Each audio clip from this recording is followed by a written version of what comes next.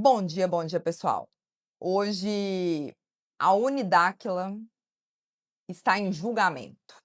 Então, para isso, eu trouxe aqui um martelo de julgamento. E esse julgamento, nós já fomos acusados, sentenciados, tudo isso. E não só a Unidáquila, como a ufologia, como a ciência estão em julgamento. Então, eu sou a Gabriela Viveira, eu sou jornalista, eu sou uma grande curiosa, como dizem algumas pessoas da minha família, bruxa, macumbeira, fora da caixa, como dizem meus amigos do exterior, os gringos, né? Uma seeker, uma curiosa, uma buscadora, uma pesquisadora. E porque eu acredito que no final, seja crença, seja tudo é ciência, tudo tem uma explicação científica, isso é o que eu acredito. E eu entrei, e aí eu comecei aqui no tribunal, né, só que quando a gente vai chegando nos 40 a gente precisa do óculos de grau mesmo, aí vocês vão me dar licença do personagem, mas eu entrei nesse projeto, pessoal, por conta. O que me deu gatilho para eu entrar foi uma questão que aconteceu com o Urandir. Eu assisti um vídeo dele, eu já estava no projeto, eu estava em Dáquila, eu assisti um vídeo dele antigo, de uma entrevista do Jô Soares, essa entrevista, que eu vou até colocar aqui para vocês verem. A partir de 70. 71. Existe uma descendência. Quer dizer que o extraterrestre vem aqui para comer as mulheres da gente toda? É isso? Olha só. Essa entrevista falava assim, o Jô Soares falava assim, então, Urandir, o que você está querendo dizer é que os ETs vieram aqui para o nosso planeta só para, né, enfim, com as nossas mulheres? Foi para isso? E, pessoal, antes de qualquer coisa, o que a gente tem que ter é respeito. Você pode não acreditar no que eu falo, você pode não acreditar no que os doutores que eu trouxe falam, mas antes de qualquer coisa a gente tem que ter respeito. Respeito pelo outro. E se nós não tivermos respeito, não tem nem como começar um debate. É igual briga de time de futebol, não tem ninguém certo. Então, nós não estamos aqui para impor nenhuma verdade, para falar o que é certo, para falar o que é errado, nós estamos aqui. E esse é o sentido da Unidáquila, expansão da consciência.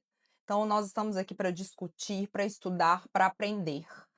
E essa é a nossa bandeira, acima de tudo, respeito. Porque não é o nosso propósito a questão da expansão da consciência. E mesmo que eu tenha começado com uma brincadeira, esse fato foi um fato que me incomodou muito, essa falta de respeito. E talvez foi o que me fez realmente vestir a camisa com mais força e afinco. E por isso hoje eu também trouxe 2 convidados, que são professores da Unidáquila, aqui para estar comigo, que toparam ser julgados aqui, porque a Unidáquila não vai ser julgada sozinha, né. E a pergunta aqui do meu bom dia, ela é simples, mas ela é perigosa. Então, ufologia é pseudociência, é fraude, existe paranormalidade, existe poder da mente, é tudo balela. E aí, o que a gente faz quando a ciência não cabe aí na caixinha do tradicional? A gente martela, a gente pega, como não tem a fogueira aqui, né, a gente pega e bota fogo. E o que a gente faz quando a ciência não cabe aí na caixinha do tradicional? Então, antes de tudo, você que está aí assistindo a gente, está assistindo essa aula, está assistindo essa live, eu vou fazer um pedido simples. Abram a cabeça de vocês, não entrem com preconceitos, dá a martelada na cabeça de vocês, se abram para entender antes de julgar, isso é o objetivo. Então peguem as anotações, para anotar o que não couber na caixinha, e eu declaro oficialmente a nossa sessão de julgamento aberta. E vamos começar a sessão de julgamento julgando quem? Doutor Diego Colares. Muito bem-vindo, doutor. Não precisa ficar com essa cara de assustado não, porque a gente tá aqui à distância, não vou poder dar martelada em ninguém, tá? E aí, antes disso, doutor, eu queria pedir para o doutor se apresentar aí, o físico, né, o pessoal de física não é o pessoal aí da ciência, das exatas, da matemática, então como é que a física está defendendo aí isso tudo que a gente está falando. Mas antes da gente entrar e abrir o julgamento, doutor Diego, se apresente, por gentileza. Então, olá pessoal, olá a todos. Meu nome é Diego Colares, sou físico e mestre e doutor em engenharia informática pela Universidade Federal do Ceará. Eu tenho diversos trabalhos em física de estado sólido, especialmente em eletrocerâmicas, que nós produzimos esses materiais para aplicações de micro-ondas, radiofrequência, ou seja, engenharia eletrônica. Inclusive, como pesquisador e cientista, hoje atuo como professor, docente da Unidáquilo, e também atuo como físico, pesquisador e Dáquilo Pesquisas. Dentro das minhas pesquisas, hoje provamos que um material, um ativo natural pode ser utilizado nessa minha área de capacitores cerâmicas, e com isso nós temos diversos, eu particularmente tenho diversas patentes e artigos científicos nessa área.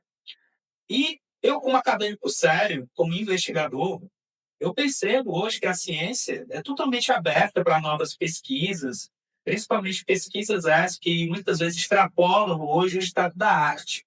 E dentro das pesquisas nós temos aí o estudo de mente-corpo, principalmente no que se refere ao poder que você utilizar hoje equipamentos, por exemplo, próteses, que são colocadas em pessoas que conseguem levitar objetos utilizando, abre aspas, o poder cerebral, que na verdade são ondas cerebrais, como o professor Bittencourt vai explicar até isso, que em determinada frequência você consegue, com isso, ter a interação entre objetos mecatrônicos e a mente. Então, peraí, ordem aqui no tribunal. Vamos lá, vamos por partes, né? Que isso aqui não é baderna, isso aqui não é bagunça. Então, antes do doutor Diego começar a falar aí, doutor Guilherme. Nós temos duas pessoas sentadas aqui no tribunal, né? Tem duas pessoas aí no banco do réu, né? Sendo acusados, né? De fraude. Então, o doutor Guilherme, nosso neurocientista, vai se apresentar aí, né? Assim, primeiro os dois réus vão se apresentar. A sessão se encontra aberta. Doutor Guilherme, por gentileza, aberta aí, pode se apresentar. Até porque eu fui citado, né? Como eu fui citado, eu tenho direito de resposta e de falar algo, né? Brincadeiras à parte, meu nome é Guilherme Bittencourt, eu sou terapeuta, tenho bacharelado em administração, direito, pós-graduação em ciência e comportamento, e sou hipnoterapeuta também, formado pela ONU, e sou estudioso do comportamento humano, atendo pessoas e trabalho justamente com o impacto com o que as pessoas têm diante das coisas que acontecem no curso natural da vida. E isso que o professor colocou, tudo aquilo que acontece com a gente vai ter algum tipo de impacto. Porque o que interfere na nossa vida, como a gente reage de acordo com as coisas que acontecem. E é muito interessante a proposta que é olhar para o lado do indivíduo. Como é o impacto dele diante de coisas que ele não tem a resposta pronta? Porque o ser humano ele tem uma necessidade de ter um entendimento de tudo aquilo que acontece. Então, quando em primeiro momento a ciência não consegue, ou pelo menos as respostas a ciência dá para ele, ele não cumprir a necessidade, né, das respostas dele, dos questionamentos dele, assim, muitas vezes não consegue responder diante daquilo que ele passou. Aí, o nosso estudo é que impacto que vai ter na vida dele, como é que ele faz diante dessas situações de coisas diferentes que acontecem na vida dele, né? Dessas coisas inesperadas, coisas excepcionais. Porque a única coisa que a gente controla na vida, doutora Gabriela, é a forma como nós reagimos aos acontecimentos. Então é isso que a gente vai discutir aqui.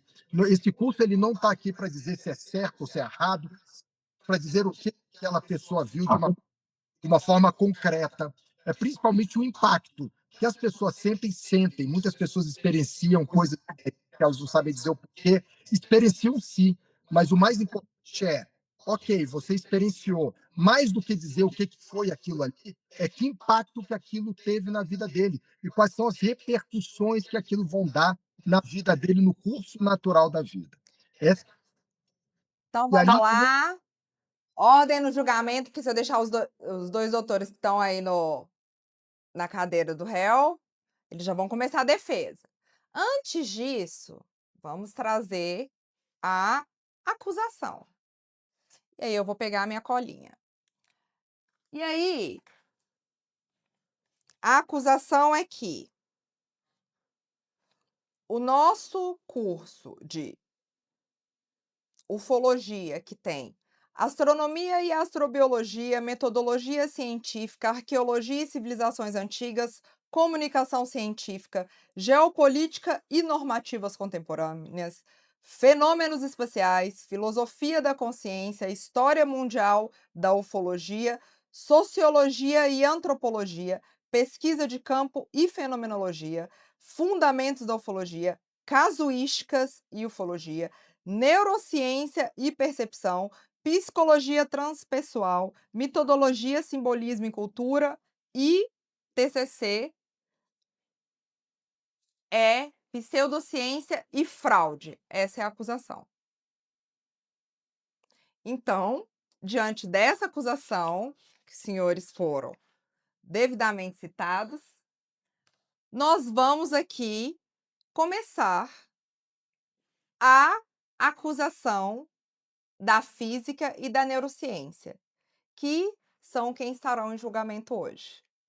Então, da física em julgamento, sobre o doutor Diego colocou um vídeo, que eu vou colocar esse vídeo aqui.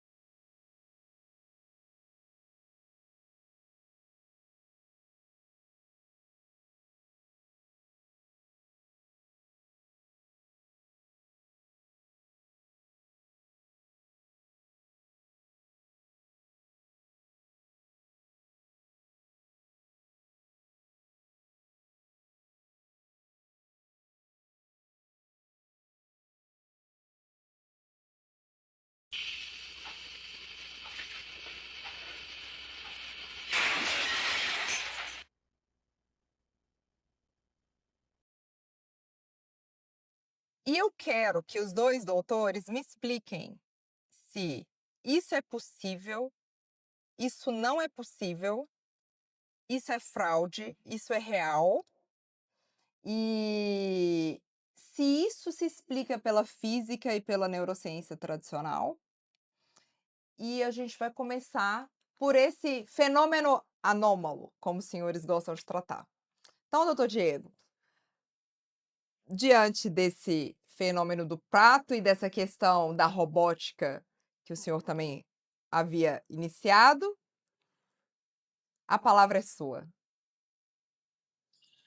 Bom, hoje os estudos sobre o poder da mente, vamos dizer assim, de ondas cerebrais, é bastante avançado na ciência, como eu falei anteriormente, no que se refere à mecatrônica.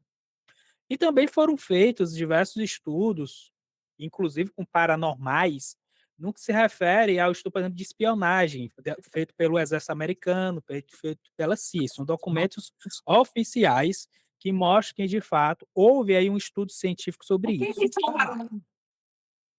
Paranormais são pessoas, a definição de paranormal são pessoas que têm habilidades excepcionais além do coletivo. Por exemplo, como vamos mostrar aqui, de uma pessoa destruindo um objeto apenas utilizando ali a sua mente.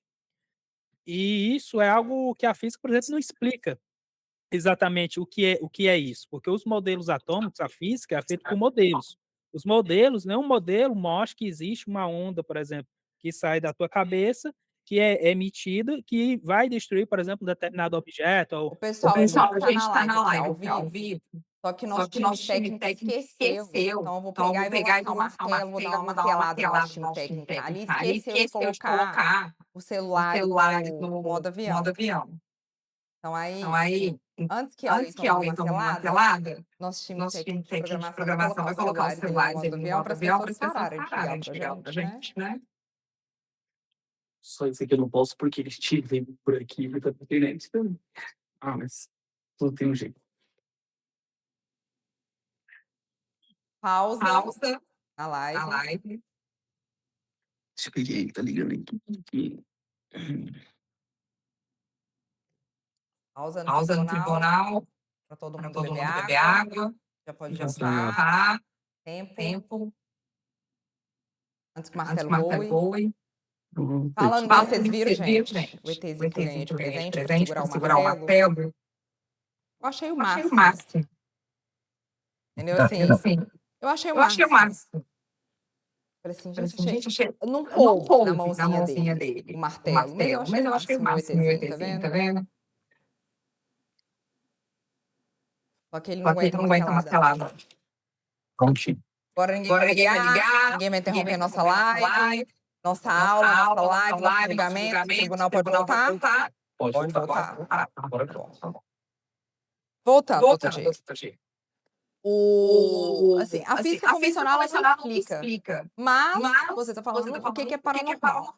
E aí eu vou devolver essa mesma pergunta para o doutor Bittencourt. Doutor Guilherme, atividades extrasensoriais, elas podem ser desenvolvidas, o cérebro consegue desenvolver esse tipo de atividades paranormais, igual o doutor Diego falou ali?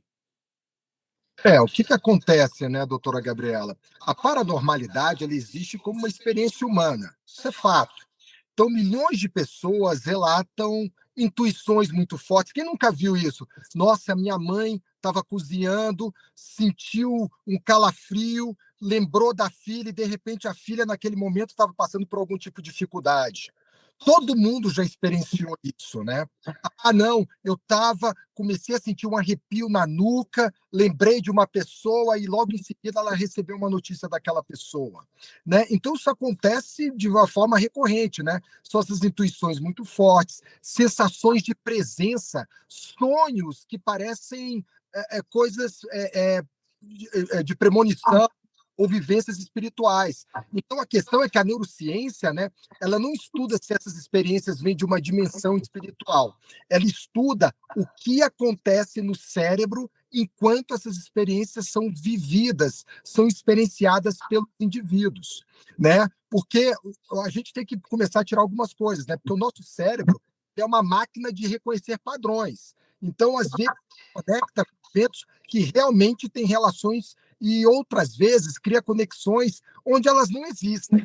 Pode acontecer, sim. Pode acontecer ter alguma relação ou não, mas a pessoa sente, né? Por exemplo, emoções intensas, traumas, privações de sono, estados meditativos ou hipnóticos. Eu trabalho com hipnose. Deixa eu até trazer, doutora Gabriela, uma coisa interessante. Eu trabalho com hipnose clínica nos meus pacientes. Trabalho ressignificando traumas. Já aconteceu de eu ter pacientes que, quando ele vai voltando, ele vai me relatando histórias, a pessoa vai para um outro momento de vida, onde ele se reconhece em 1800 tralalá, onde ele era um guerreiro e ali ele sofria danos físicos e aquilo repercutia nele. E aí eu consigo ressignificar indo ali, mostrando para ele, né, aquilo ali não tem que ter uma repercussão hoje em dia, e eu trato dessa forma. Aí você me pergunta, isso já aconteceu com ele, essa coisa de ele estar em vidas. Entenda, não é objeto da minha atenção isso. O meu objeto é, eu quero curar um trauma. E se essa pessoa me trouxer esse trauma dessa forma, com essa estética, eu trato ele com essa estética, sem questionar. Você está entendendo? Então, as pessoas experienciam, elas vivem. Agora, essa coisa de se aquilo ali realmente é real ou se não é, muitas vezes não é objeto da minha atenção no momento de ressignificar algo. Agora, isso tem um impacto na vida das pessoas. Mas a mente entende que é tão real a ponto de impactar a mente e a vida da pessoa. Total, ela já demonstrou que regiões, né, como o lobo temporal, o sistema límbico e áreas ligadas à atenção e memória participam dessas experiências. Então, isso você tem como comprovar, né, que essas áreas são ativadas nesse momento. E, Né? doutor, a pessoa numa sessão, ela está numa sessão de hipnose, ela conseguiria inventar toda uma história? É isso que eu estou dizendo. Se ela está inventando, ou se isso é algo que ela trouxe para ela, por exemplo, o trauma que ela tem hoje, no presente, é resultado, por exemplo, de algo que ela experienciou lá atrás, e ela associa a outros elementos que podem levar ela para outras dimensões ou outros tempos, eu não tenho como dizer se é uma invenção ou não. Eu sei que eu curo de acordo com o que ela me traz. Se ela me traz essa situação, eu não vou dizer que é ou não. Tá entendendo? Eu não tô aqui Mas para ela provar. está ali sobre hipnose. Eu não tô aqui nem para provar, nem para desmentir, nem para desmentir. Eu tô aqui para a partir do momento que você me traz algo, eu quero ressignificar isso e fazer com que isso não deixe você disfuncional ou que você não fique carregando dores por causa disso. Mas como neurocientista, ela está ali sob hipnose. Então, ela não estaria inventando aquele fato. Então, aquele fato, naquele momento, ele é real. Naquele momento, ele é real. Tanto que eu consigo tratar a pessoa ali, ressignificar traumas, ele me trazendo essas histórias. Agora, eu não tenho como dizer se aquilo ali realmente aconteceu, mas eu sei que aquilo tem um impacto na vida da pessoa e eu ressignifico de acordo com aquilo que ela me traz. E ela está sobre hipnose, então ela está no momento que aquilo, ela está te trazendo um fato que para ela é real. Exatamente. O ponto interessante é que, nesse caso, a neurociência ela não ela explica o mecanismo, ela nem sempre explica a origem. Ah, de onde que ela me trouxe isso? Mas eu explico o mecanismo no teu cérebro. Isso que a neurociência traz. Ela vai explicar o mecanismo, ela é o mecanismo, mas muitas vezes ela não tem como explicar a origem. De onde que surgiu? Por que uma pessoa me trouxe algo que ela disse que ela experienciou em outro século? Você está entendendo? Como que surgiu? E por isso que nós estamos aqui da Unidáquila, porque a ciência convencional ela não consegue explicar. Como que uma pessoa em hipnose clínica conta todo um relato de uma história de vida e que ainda aquilo ali impacta ela de uma forma que ainda é um trauma presente na vida dela. E qual que é a explicação da ciência tradicional? E o principal, Gabriela, eu pego isso que ele me traz naquele momento que ele está numa sessão de hipnoterapia, ressignifico e curo. Essa que é a grande questão. Ou seja, o impacto daquilo que ele me trouxe tem uma repercussão real na vida dele. Porque a mente é tão poderosa que ela é capaz de ter a doença e ser a cura, de acordo com o que o doutor está trazendo para a gente, correto? Exatamente, exatamente. Eu não posso ter um ceticismo absoluto da coisa, né? O importante é a gente reconhecer os limites, né?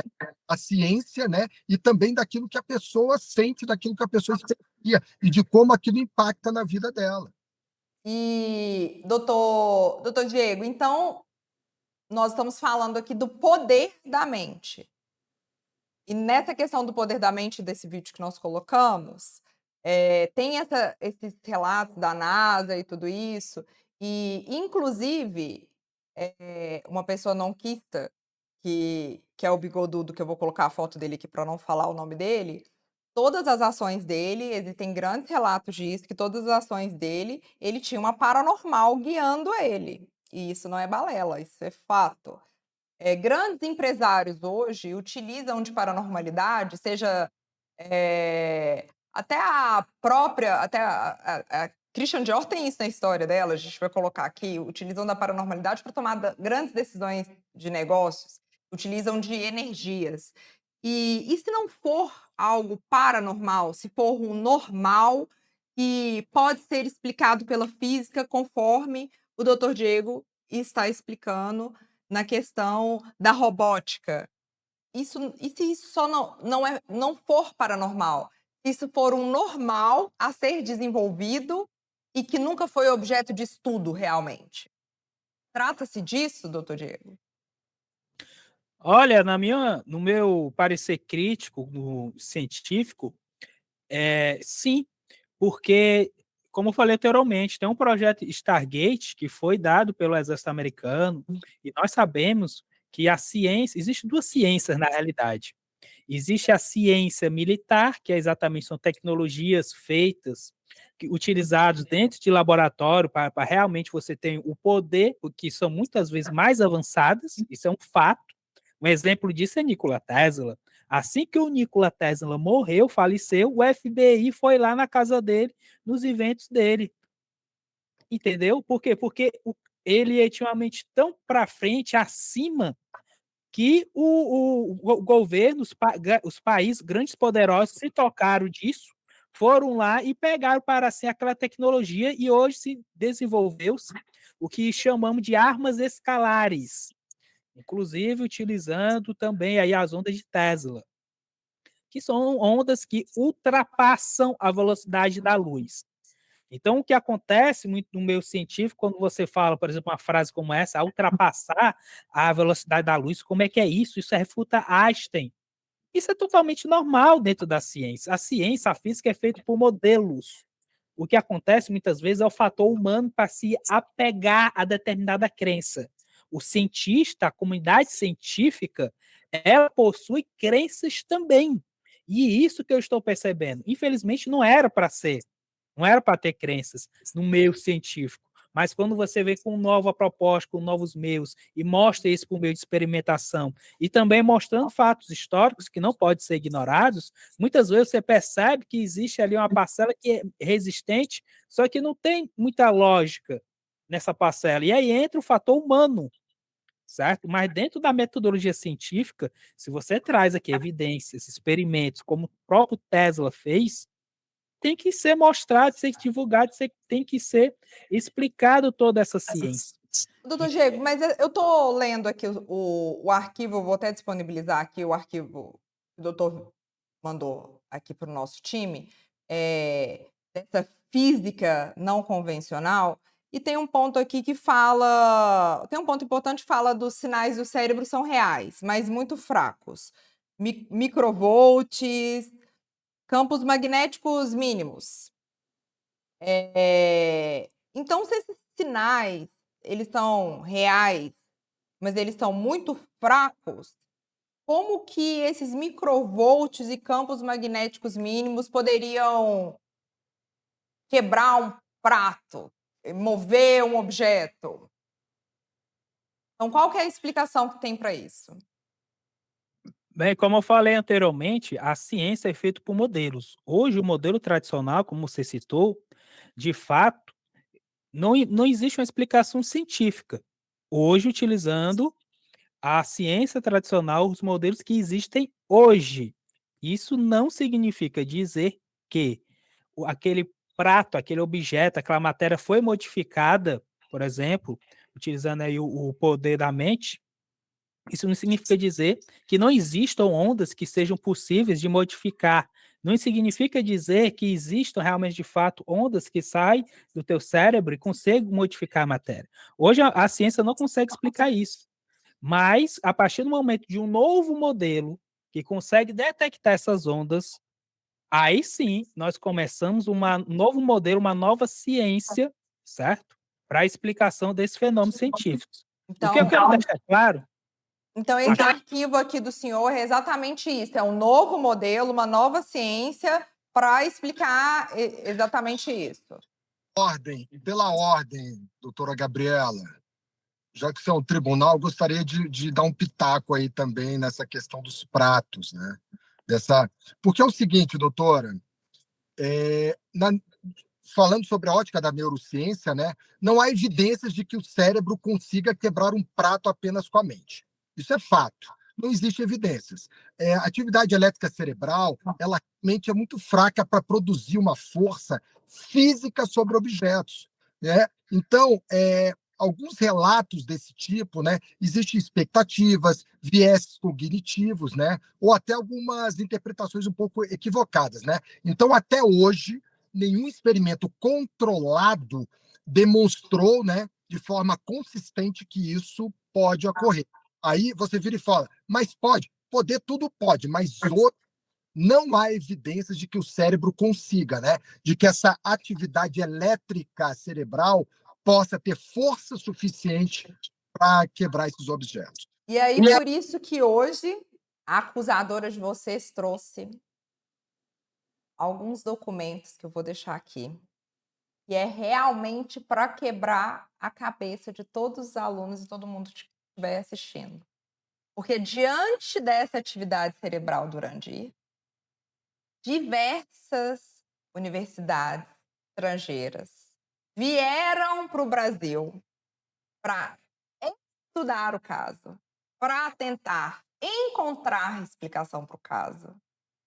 E, diante do estudo dessas universidades, que eu vou colocar todo esse estudo aqui para vocês, o que eles concluíram? Doutor Diego, você que também acompanhou os estudos, conta aí pra gente, o que eles concluíram com esses estudos? Bom, o estudo feito foi um estudo utilizando equipamentos que conseguem mensurar as ondas cerebrais, e o estudo detectou que quando o Urandir, no caso o paciente, ele conseguia manter uma frequência cerebral acima da delta, que é uma frequência cerebral a mais alta detectada pela ciência, quando ele conseguia atingir esses picos e mantinha esse nível de frequência cerebral, ele conseguia ali, por exemplo, desligar e ligar uma TV. E como foi anteriormente relatado pelo professor, na ciência não existe uma explicação realmente lógica, utilizando física, quer dizer que o teu cérebro emana ondas eletromagnéticas quando chega ali, naquele nível de frequência. A ciência ela não foi catalogada, nunca catalogaram isso. O Urandir é um caso muito especial, que foi a primeira vez que foi catalogado isso e feito uma correlação com as ondas cerebrais mesuradas, ou seja, medidas. Isso aí é algo fenomenal que nós vamos publicar um artigo sobre isso, porque tem como você hoje ir lá, mesurar, fazer esse mesmo experimento com o Urandir e verificar o que está acontecendo. E esse é o papel da Unidáquila, é isso que eu enxergo como cientista. Perfeito, professor Diego. E entrando nisso também, porque a gente tem que entender uma coisa, professor Diego, professora Gabriela, né? Que algo ser catalogado é diferente de ser comprovado. É bom a gente botar essas duas questões, né? Foi catalogado, eu lembro disso também, mas isso não quer dizer que foi comprovado. Agora, também não quer dizer que não foi. É isso que eu quero dizer. Existe aí algo ainda nebuloso em relação a isso, né? Mas que realmente houve a investigação, foi catalogado, teve ali todo um movimento, né? Mas ainda não foi comprovado. Então, o que nós estamos falando aqui é que é exatamente esse o intuito da Unidáquila, é trazer o que está fora da caixa, o que não foi explicado, o que o doutor Guilherme ressaltou muito bem, que não cabe na caixinha da ciência convencional. E entender, e estudar, e indagar, e comparar, e realmente ver se é fato, é ciência, está dentro do padrão, o padrão ou não. Agora, eu vou trazer para vocês um fato científico muito comum, que que os dois senhores, melhores do que ninguém, vão saber explicar isso. Tem vários experimentos científicos demonstram que o observador altera o resultado. E, doutor Diego, como físico, fala mais um pouquinho para a gente sobre isso. Eu estou fazendo um experimento físico, é aquela sensação de quando eu estou ali fazendo o café e quando eu estou olhando a água, parece que ela demora mais para ferver. A física diz que ela não é só uma sensação. Então, o que seria isso do observador? Ele altera o resultado, ele altera ali o procedimento científico. O que a física fala sobre isso? Bom, então é o seguinte, o que houve na realidade foi uma má interpretação da mecânica quântica, que quando você fala mesurar, na realidade é um sensor, e muitas pessoas que não são do meio da física interpretaram aquilo ali como fosse em física você fala observador, na realidade, como você vai ver, no experimento é um sensor, é um equipamento. Então, o que acontece? Na mecânica quântica existe um colapso da onda, e esse colapso da onda, no microscópico, ele é probabilístico, certo? Então, vamos exemplificar aqui para não ficar muito técnico para o pessoal não entender. Então, você tem um determinado fenômeno, você vai mesurar isso em nanoescala, por exemplo. E aí, quando você mesura aquele determinado fenômeno, no caso a onda, ela pode se comportar de uma determinada forma em um momento, um primeiro experimento, e no segundo experimento pode se comportar de outra forma, certo? Então, na realidade, você vai ter probabilidades de resultados, certo? E aí, o que houve durante então, no esse mesmo desenvolvimento da ambiente, a mesma temperatura, a mesma pressão, mesmo ambiente controlado, os resultados podem ser diferentes. Nas exatas mesmas condições. Exato, pode ser, sim, diferentes. Aí que entra a mecânica quântica com as suas probabilidades, inclusive chega-se ali a discussão de Einstein e de Max Bohr sobre Deus joga dados, porque o Einstein, por exemplo, era um grande crítico da mecânica quântica. Ele não aceitava que a natureza tem um caráter probabilístico, entende? E aí o que aconteceu? Durante essa divulgação científica que houve, aí houve essa, digamos assim, essa falta de interpretação por parte de tradutores e também de conhecimento técnico físico para explicar para o pessoal que observador é ali um sensor e equipamento e não uma pessoa. E muitas pessoas acharam, se você manter sua frequência alta cerebral, fizeram uma correlação de frequência cerebral, frequência alta, com pensamentos positivos e tal, você vai alterar ali seu ambiente. De fato, você vai alterar, mas não é explicado pela mecânica quântica. Isso aí é explicado principalmente utilizando outros aspectos da psicologia e, posteriormente, também utilizando-se aí de novos modelos. Agora a gente vai partir de novos modelos atômicos, que também de novos modelos no qual a mente consegue emanar ondas. Aí é uma outra explicação. Então, eu quero deixar claro o seguinte, que, de fato, você ter bons pensamentos, evitando pensamentos negativos, você vai obter um resultado positivo, mas não é explicado pela mecânica quântica, certo? Então, e a experiência? E aquela experiência que foi tão falada da água, que vou colocar o vídeo aqui. Eles pegaram a mesma água e ficaram brigando, jogando energias ruins, pensamentos ruins, etc. E na outra água, pensamentos bons, energias boas, por assim dizer, leigamente, né? Porque a pessoa não é física. E eles mensuraram e realmente viram a força da energia mental e da vibração do cérebro nosso ali e o quanto que a força mental influenciou, né, nas duas experiências. Então, o que isso quer dizer?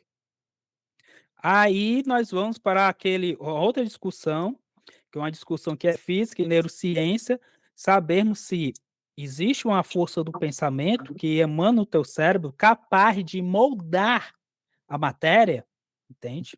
Porque, de fato, esse experimento foi feito por um japonês, esse japonês conseguiu fotografar, de fato, inclusive também eu lembro de estudos com som, no qual existe ali uma plantação, e você coloca, por exemplo, música clássica, tem um pessoal da agronomia que você coloca também uma música, aí a vaca começa a gostar daquela música, daquele ambiente, certo? E ela começa a produzir mais leite. Existe estudo sobre isso, é algo bem interessante.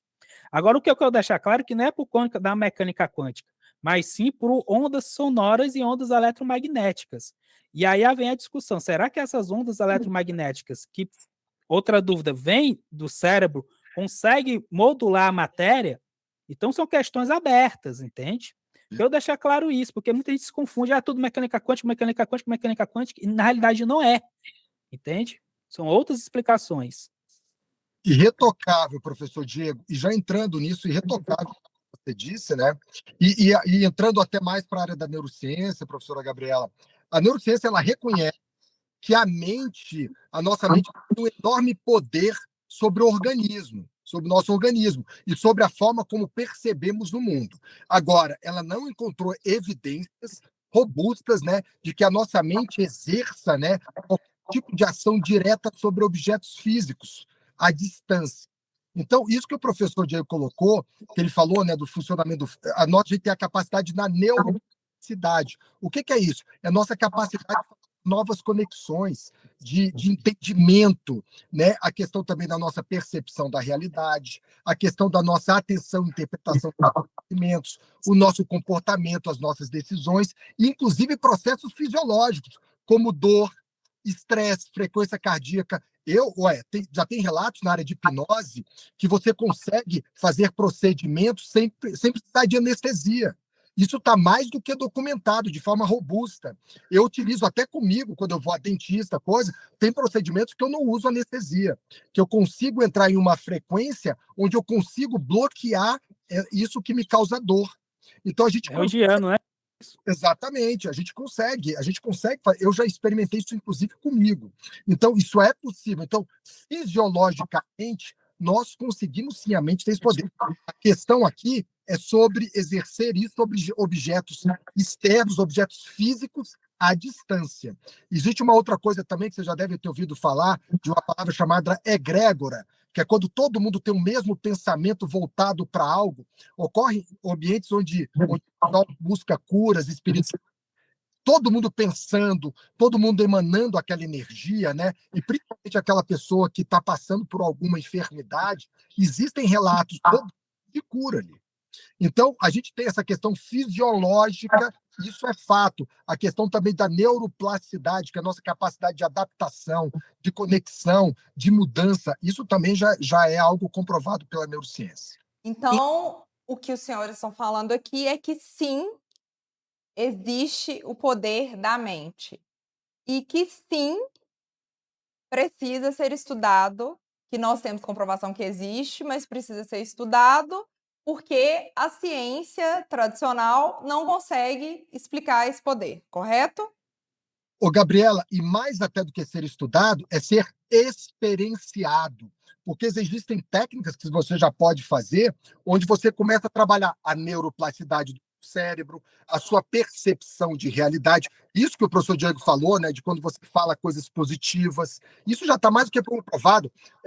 Já tem grupos, coisas que a gente já sabe, por exemplo, a fé diante de uma doença. Pessoas que têm fé, isso já está comprovado, elas têm uma recuperação muito mais rápida. Outra coisa que descobriu-se também, que em ambientes hospitalares, onde a pessoa consegue ter um contato com natureza, com verde, tanto que tem hospitais que já estão colocando assim fotos, né, de lugares assim com muita árvore, muito verde, que quando você tem esse contato com a natureza, ou pelo menos a tua percepção, ou quando você vê algo, também melhora na cura. Então isso é óbvio, fisiologicamente não tem dúvida. A mente é extremamente poderosa. E mais do que pesquisar, é experienciar. Bom, então, diante aqui desse protocolo do extraordinário, o que eu vejo é que não estamos induzindo ninguém a mais nada que não estudar, ver relatos, indagar, questionar e pensar por si só, correto?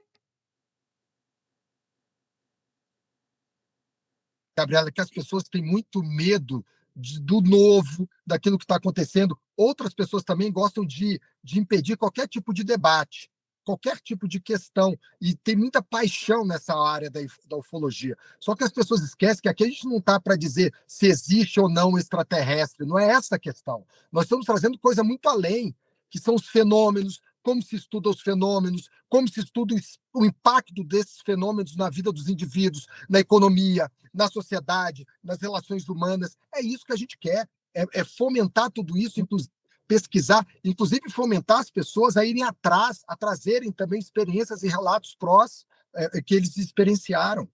É uma coisa muito mais rica e viva. Então, Nada fechado, pelo contrário. então, doutores, assim, como pesquisadores, como alunos da Unidáquila, senhores como cientistas físicos, neurocientistas, que protocolo mínimo que vocês orientariam os alunos a seguirem diante de um relato para eles começarem a estudar, averiguar para ver se é fraude, se é mistério, se é algo que não foi devidamente explicado pela ciência convencional. Então, que protocolo mínimo vocês dariam de norte para os alunos, os pesquisadores, começarem a utilizar para estudar sobre esses fenômenos anômalos? Inicialmente tem que definir o que que é esse fenômeno exato que você viu. Posteriormente, você tem que fazer medidas, certo? Para poder realmente saber o que você está mesurando, por exemplo, a temperatura, aumento corporal. Aí você coloca ali, por exemplo, hoje tem câmeras térmicas que já conseguem mesurar, verificar se existe ali uma mudança, uma variação de temperatura.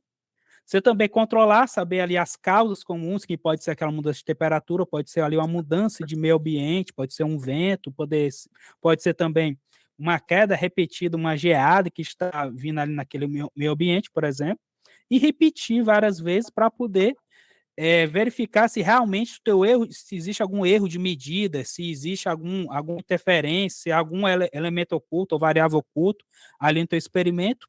E, por final, você conseguir validar isso com outros pesquisadores, com outras pessoas que se interessam por esse fenômeno. Então, com esses 5 passos, eu vejo que hoje você consegue ter esse protocolo mínimo para poder fazer uma alegação, um estudo de alguma atividade paranormal. Professor. E até acrescentando, né, o início de tudo, professora Gabriela, é investigar com uma mente aberta, né? Mas exigir evidências sólidas, como o professor colocou, né? Definir claramente qual o fenômeno a ser investigado, formular uma hipótese que pode ser testável, né? Você controlar variáveis, que o professor falou muito bem, né?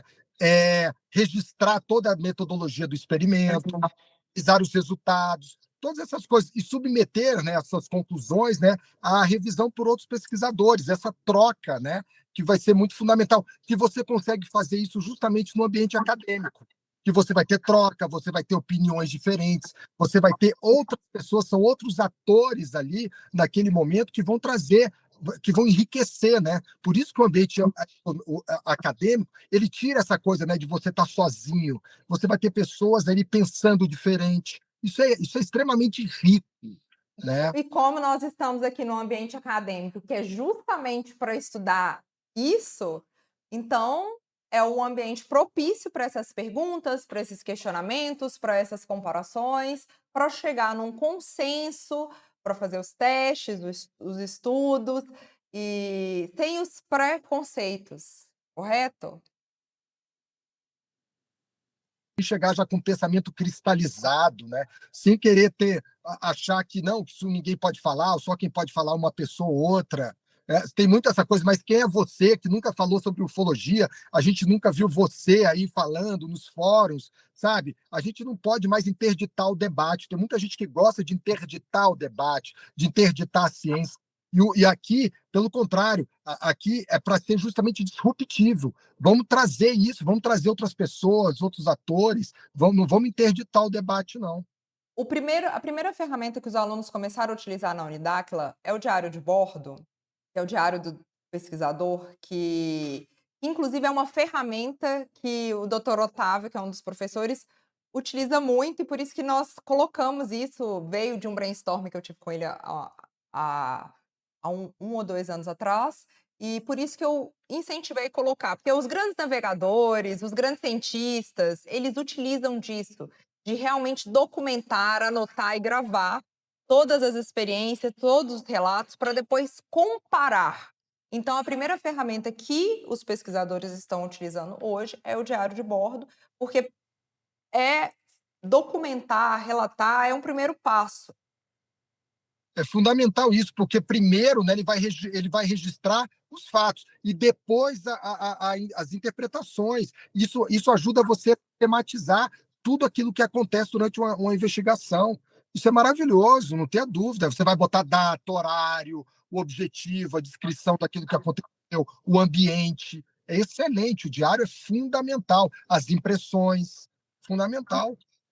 É isso, pessoal. Então, aqui na neurociência e na física em julgamento, e na Universidade Dáquila, na Unidáquila em julgamento, eu declaro os réus considerados inocentes. A Unidáquila não é pseudociência, ela é ciência em expansão, ela é discussão, ela é metodologia, ela é aprendizado, ela é expansão da consciência, ela é estudo de tudo isso que a gente falou. E a nossa meta é não só registro MEC Brasil, não só registro Estados Unidos, mas também um país por mês. Essa é a nossa meta, é a meta dos 50 anos em um. E depois da absorção, acredito que os doutores estão conosco aí nessa meta, nessa missão. Agradeço imensamente pela participação, pelas brincadeiras, né? A parte, pela aula, foi extremamente instrutiva. Vamos colocar todo esse material aqui para os alunos realmente discutirem sobre esses fenômenos que nós vamos colocar, darem a sua opinião, estudarem, usarem os métodos científicos que foram colocados aqui. E antes do encerramento, professor, você citou 2 vezes já, ou 3, falando isso que as pessoas falam, né, que é a questão de ser uma pseudociência. Eu vou pegar uma coisa, eu já vou jogar aqui uma outra perspectiva, porque a própria ufologia, quando ela é olhada como um lado investigativo, né, de relatos, documentos, imagens e possíveis fenômenos, não é uma pseudociência, não. É uma área de investigação. Eu acho que essa é a resposta que tem que ser dada. A própria ufologia, na ótica que a gente está propondo, né, que é na ótica da investigação dos relatos, de documentos, de imagens, de fenômenos, de impactos, né, no indivíduo, não. É uma linha de investigação e vai ser utilizada a ciência, não só uma investigação, como uma investigação interdisciplinar. São várias disciplinas estudando esses fenômenos. Nada de pseudociência, não. Nada de exatamente. pseudociência. Nós começamos a aula hoje com esse viés de humor negro, mas o fato, ele é menos humorístico e ele é mais grave.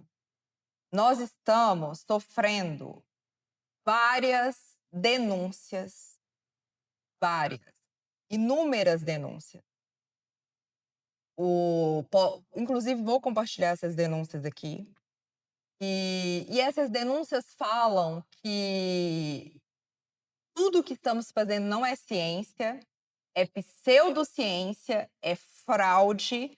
Inclusive, a nossa conta do Instagram ela foi bloqueada diversas vezes, quase diariamente, com a alegação de fraude e que estamos induzindo pessoas a acreditar em fatos que são irreais, em fraudes que são mentiras e em ideias fraudulentas. E o que estamos fazendo aqui é exatamente o oposto, é exatamente o contrário. Nós estamos aqui trazendo pessoas para estudar, indagar, pesquisar. E todos os dias nós estamos recebendo, tanto na plataforma, acusações de fraude, quanto nas redes sociais. No Instagram, nós estamos sofrendo inúmeros, imensos bloqueios, como fraude. Sendo que nós somos um grupo de doutores, PhD, pesquisadores, um corpo docente acadêmico devidamente registrado, que estão aqui para quê? Para estudar, para expandir o conhecimento, para buscar o conhecimento junto com os alunos, para criar uma nova ciência, não uma pseudociência, uma nova ciência com estudo, com diversos equipamentos, com diversas áreas multidisciplinares de atuação. E mesmo com a brincadeira, o que estamos sofrendo hoje é um julgamento sem direito de resposta, com muita acusação, com bloqueios diários, e sendo chamados de fraudulentos e de pseudociência. É isso que tem acontecido conosco todos os dias. Então, nós começamos a aula de hoje com um tom cômico diante de uma verdade que me remete, como eu costumo dizer, à fogueira, que queimem todos, porque se o que eles dizem é diferente do que nós acreditamos, eu não quero saber de nada que seja diferente. Então vamos queimar todos, vamos calar todos e taxá-los como fraude e pseudociência. E é isso que tem ocorrido conosco. Infelizmente. Bom, senhores, eu agradeço imensamente. A aula hoje teve um tom diferente, mas como protesto pelo que temos passado, pelo que tem acontecido conosco. E eu acredito que somos um time preparado e lutaremos juntos com todas as armas. Esperamos que os alunos estejam conosco nessa luta. Ela tem sido árdua e ela tem sido diária. O número de denúncias que estamos recebendo não é brincadeira. Isso porque estamos totalmente respaldados legalmente, juridicamente e academicamente.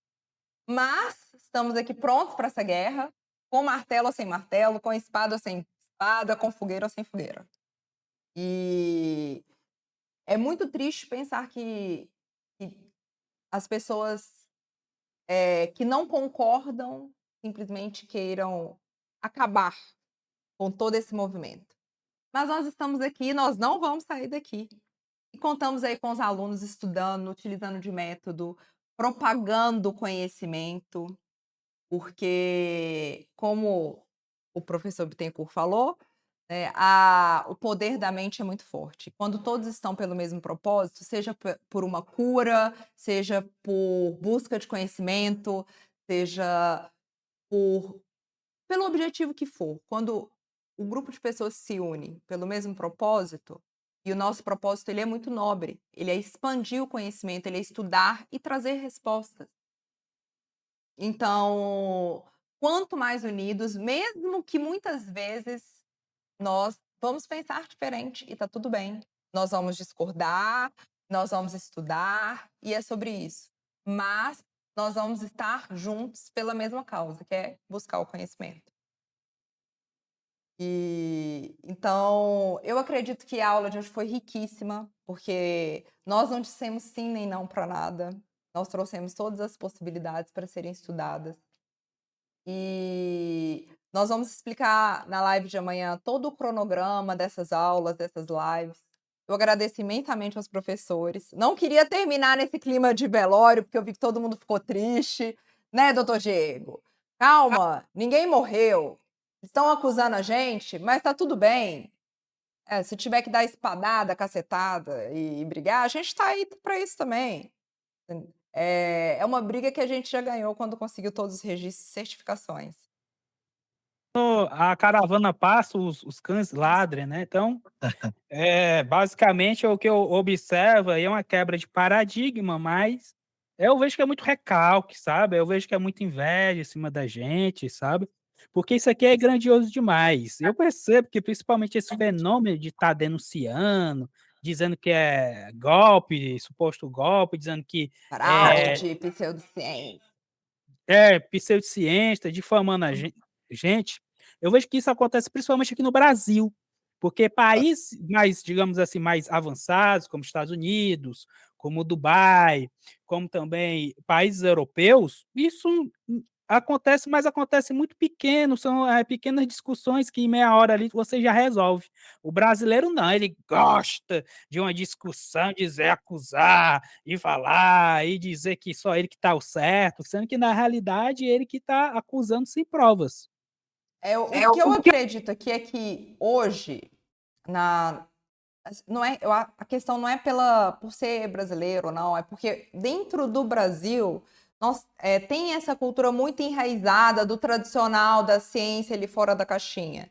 E fora tem esse movimento de estudar o que não está sendo explicado pela ciência convencional. Esse movimento ele já está acontecendo com mais força, por assim dizer. Então, nós estamos sendo os pioneiros nesse movimento, de estudar o que não tem explicação. Então, como não teve esse movimento anteriormente, a pedrada está vindo toda para cima da gente. Mas nós já estávamos preparados quando iniciamos o projeto e estamos aqui aguardando o próximo julgamento. É isso. Então, muito obrigada, professores. Vejo os senhores amanhã. Amanhã também a gente vai estar falando sobre todo esse cronograma dessas aulas, dos exercícios, das aulas da pós. Tem um monte de dúvida aqui, mas como nós estendemos muito a aula, eu vou deixar para explicar tudo amanhã. Agradeço imensamente. Não encerramos em clima de velório, mas sim de vitória. E se tiver que brigar, a gente vai brigar. E que nunca nada vem fácil. Se fosse fácil, já teria sido feito antes. Então, e os primeiros sempre são os que passam o perrengue, como a gente diz. É isso. E muito obrigada, pessoal. Até amanhã. Tchau, tchau.